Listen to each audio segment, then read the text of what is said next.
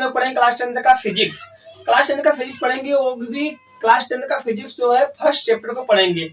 हमारा पहला चैप्टर है प्रकाश का परावर्तन तथा अपवर्तन। ठीक है, तो हम उस एनसीईआरटी बुक को दिखा रहे थे कि हम किस बुक से पढ़ाएंगे। ठीक है, तो देखिए हमारा ये बुक ये वाला है। ठीक है, ये बुक हो गया, तो हम इस बुक से पढ़ेंगे जो कि क्लास 10 का बुक एनसीईआरटी बुक है। ठीक है, तो देखते हैं वह, देखिए क्लास 10 का विज्ञान देखिए बुक है, अध्याय 10 करके दिया है, मतलब जहां से फिजिक्स शुरू है या अध्याय 10 से शुरू है। ठीक है, तो मतलब फिजिक्स पार्ट का ये फर्स्ट चैप्टर है। ठीक है, तो हमारा पहला चैप्टर है प्रकाश का परावर्तन अपवर्तन, जो कि क्लास 10 का ये सब जो चैप्टर है बहुत ही आईएमपी है। हर साल बोर्ड में इस चैप्टर से आता है, हर साल पक्का है। अगर आप इस चैप्टर को पढ़ लेते हैं तो आपको बहुत ज्यादा नॉलेज होगा। ठीक है, तो देखिए हम सबसे पहले देखिए हम पढ़ेंगे कि प्रकाश का परावर्तन था अपवर्तन, किसका परावर्तन था अपवर्तन, प्रकाश का। किसका परावर्तन था अपवर्तन पूछा है, प्रकाश का परावर्तन था अपवर्तन। तो हम सबसे पहले किसके बारे में जानेंगे, प्रकाश क्या है, प्रकाश कौन है भाई। तो देखिए प्रकाश क्या होता है, तो देखिए अगर आप डिफिनेशन नहीं जानते हैं तो यहाँ पर डिफिनेशन है, डिफिनेशन को आप देख लीजिए। ठीक है, तो देखिए प्रकाश वह भौतिक कारक है, प्रकाश वह भौतिक कारक है जिसके द्वारा हम अपनी आंखों का प्रयोग करके किसी वस्तु को आसानी से देख सकते हैं। ठीक है, तो अब हम आई होप आपको प्रकाश का डिफिनेशन समझ में आ गया होगा। अगर नहीं आया होगा डिफिनेशन आप लिख लीजिए और एक बार आप दोहरा कर वीडियो को रोक करके एक बार दोहरा लीजिए। ठीक है, तो अब आई होप आपको समझ में आ गया होगा। अब हम नेक्स्ट पढ़ते हैं कि प्रकाश हो गया, तो भाई प्रकाश जब होगा तो प्रकाश किरण भी होगा, मतलब प्रकाश किरण होगा। तो प्रकाश किरण किसे कहते हैं, क्या मेरा पहला क्या था, पहला था कि प्रकाश। ठीक है, प्रकाश किसे कहते हैं, प्रकाश किसे कहते हैं। अब दूसरा है कि प्रकाश किरण किसे कहते हैं, प्रकाश किरण।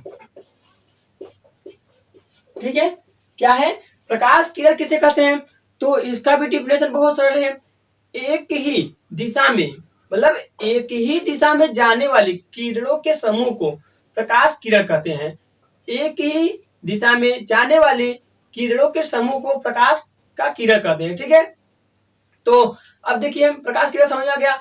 ये जो प्रकाश किरण है या तो इसको प्रकाश किरण यह तीन प्रकार का होता है। जो प्रकाश किरण होते हैं, प्रकाश पुंज जो होते हैं, ये तीन प्रकार के होते हैं। पहला अभिसारी प्रकाश पुंज, पहला क्या होता है, अभिसारी प्रकाश पुंज, अपसारी प्रकाश पुंज और समांतर प्रकाश पुंज। अगर आपको डिफिनेशन याद होगा तो बहुत अच्छा है, अगर नहीं याद होगा तो डिफिनेशन आप यहाँ पर इसको देख लीजिए। ठीक है, जो कि बहुत ही आईएमपी है, तीनों बहुत ही आईएमपी है। ठीक है, तो अब देखिए हम लोग क्या पढ़ेंगे, तो देखिए अब हम आपको समझाते हैं कि अभिसारी प्रकाश पुंज को कैसे याद करेंगे। एकदम आसान ट्रिक है, अगर आप याद कर ले कभी नहीं भूलोगे। तो देखिए पहला क्या था, देखिए इसमें से मेरा पहला क्या था, पहला था मेरा अभिसारी प्रकाश पुंज,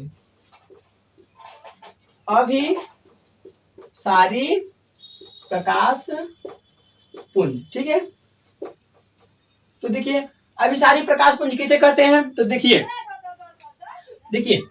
जब डिफिनेशन आपको याद है ना, तो देखिए जब सभी प्रकाश किरण जब सभी प्रकाश किरण एक ही बिंदु पर आकर मिलती हैं, जब सभी प्रकाश किरण एक ही बिंदु पर आकर मिलती है तो उसे क्या कहते हैं, उसे अभिसारी प्रकाश पुंज कहते हैं। क्या कहते हैं, अभिसारी प्रकाश पुंज। ये क्या हो गया, अभिसारी प्रकाश पुंज।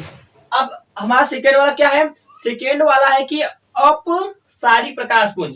अपसारी प्रकाश पुंज किसे कहेंगे, जब सभी प्रकाश किरण, ये देखिए ये अभिसारी कब हुआ, अभिसारी देखिए जब हम लोग मैच खेलने जाते हैं तो अभी जाते हैं मैच खेलने ना, तो मान लीजिए जब हम लोग मैच खेलने जाते हैं तो अभी तो देखिए अभी मतलब सब लोग इकट्ठा हो गए, अभी सब लोग इकट्ठा हुए, तो सब लोग जब इकट्ठा होंगे नाना स्थान से, मतलब नाना प्रकार के स्थान से जब सभी लोग इकट्ठा होते हैं तो अभिसारी लोग मतलब अभिसारी इकट्ठा होते हैं। ठीक है, इसी तरह देखिए जब नाना प्रकार के स्थान से मतलब अदर स्थान से प्रकाश एक ही बिंदु पर इकट्ठा हो गए तो अभिसारी प्रकाश हो गया। क्या हो गया, अभिसारी प्रकाश पुंज। ठीक है, तो इसी तरह जब एक ही स्थान से, इसी प्रकार जब एक ही स्थान से प्रकाश किरण सभी दिशाओं में फैल जाते हैं तो वहां अभिसारी प्रकाश पुंज होता है। देखिए जब एक ही स्थान से सभी प्रकाश किरण सभी दिशाओं में फैल जाते हैं तो इसे क्या कहते हैं, इसे कहते हैं कि अपसारी प्रकाश पुंज। क्या कहते हैं?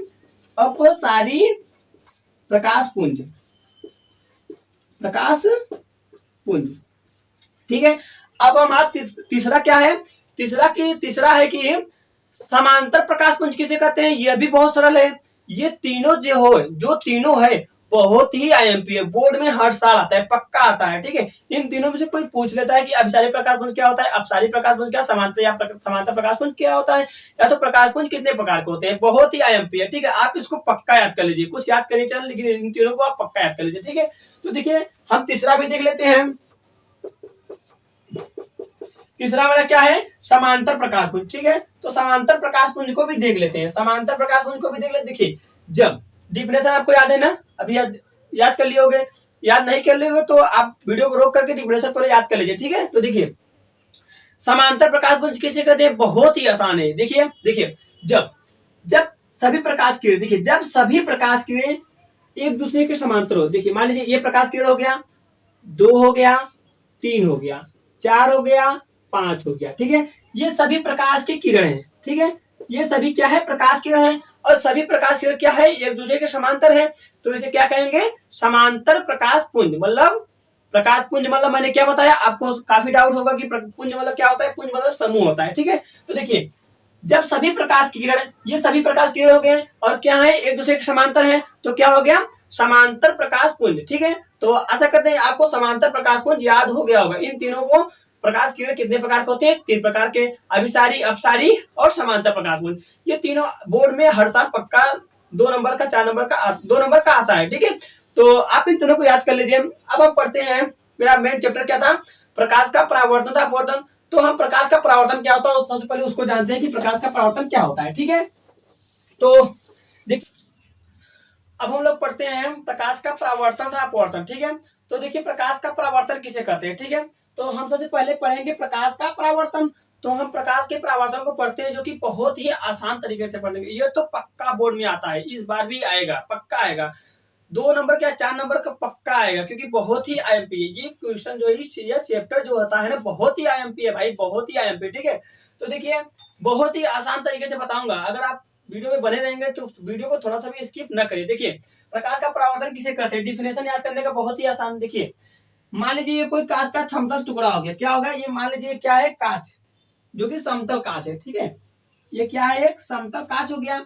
अब देखिए हम क्या करेंगे, ये जो समतल कांच है ना, इस कांच की हम एक तरफ क्या करते हैं? कलई, कलई मतलब पेंट, पेंट मतलब लेप लगाएंगे। ठीक है। तो मान लीजिए हम इसको एक तरफ क्या कर दिए? पेंट लेप लगा दिए। ठीक है। कलाई कर दिए। ठीक है। तो अब देखिए ये हमारा क्या बन गया? समतल कांच। समतल कांच हम नहीं देखे हैं, बहुत बार देखे होंगे, जिसपे हम लोग फेस देखते हैं, अपने चेहरे को देखकर अच्छे से पाउडर लगाते हैं। ठीक है। वही हमारा क्या हो गया? समतल कांच हो गया। ठीक है। समतल कांच आप देखे होंगे कि एक तरफ पेंट किया रहता है और दूसरी तरफ अपने फेस को देखते हैं, जो कि बहुत ही ढंग से दिखाई देता है। ठीक है। तो देखिए प्रकाश का हम लोग क्या पढ़ रहे हैं? प्रकाश का परावर्तन। तो हम सबसे पहले जानते हैं कि प्रकाश का परावर्तन का डिफिनेशन क्या होता है, अपने माइंड में कैसे बैठाएंगे। ठीक है। तो जब प्रकाश की किरण, जब प्रकाश की किरण एक समान माध्यम से चलकर, ठीक है, जब प्रकाश की किरण एक समान माध्यम से चलकर किसी चिकनी सतह से टकराकर पुनः उसी माध्यम में वापस लौट जाती है, पुनः उसी माध्यम में वापस लौट जाती है, तो इस प्रकार की घटना को प्रकाश का परावर्तन कहते हैं। समझ में आया? नहीं समझ में आया? कोई बात नहीं, फिर से देखिए।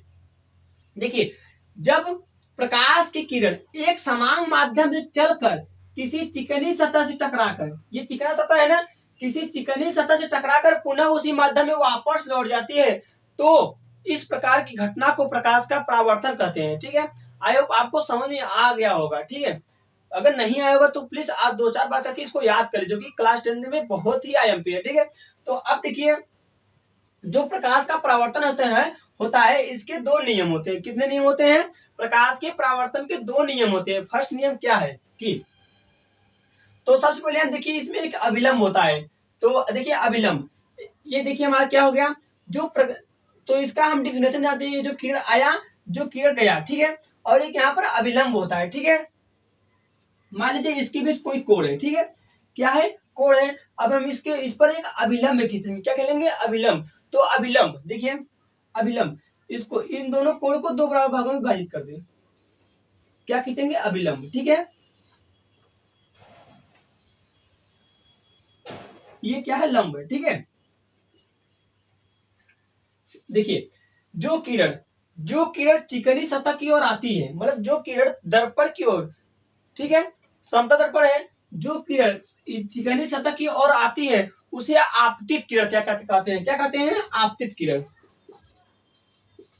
आपतित आपतित किरण,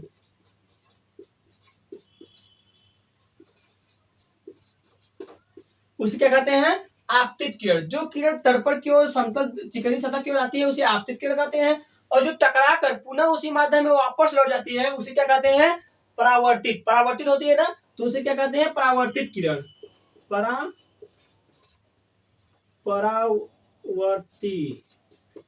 परावर्तित किरण। ठीक है, इसे हम क्या कहेंगे, परावर्तित किरण। अब देखिए अभिलंब किसे कहते हैं, देखिए आपतित किरण तथा परावर्तित किरण के बीच, आपतित किरण परावर्तित किरण के बीच बना कोण को दो बराबर भागों में विभाजित करने वाली रेखा को अभिलंब कहते हैं।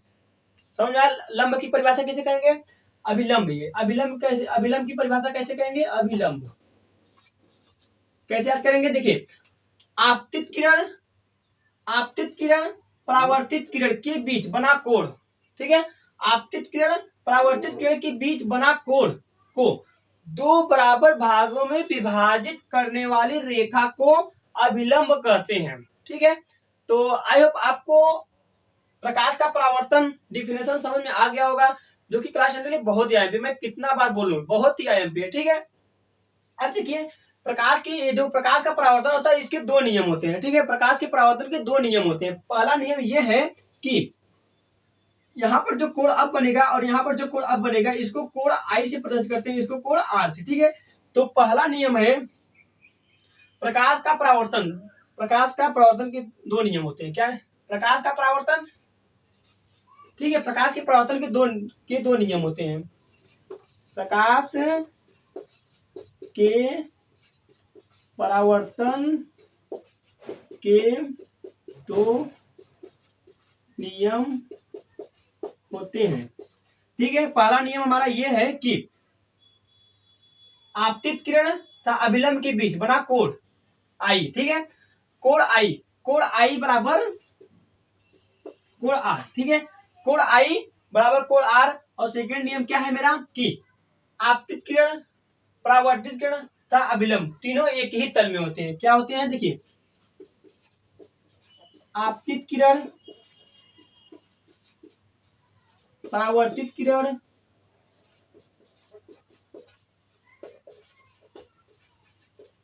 तथा अभिलंब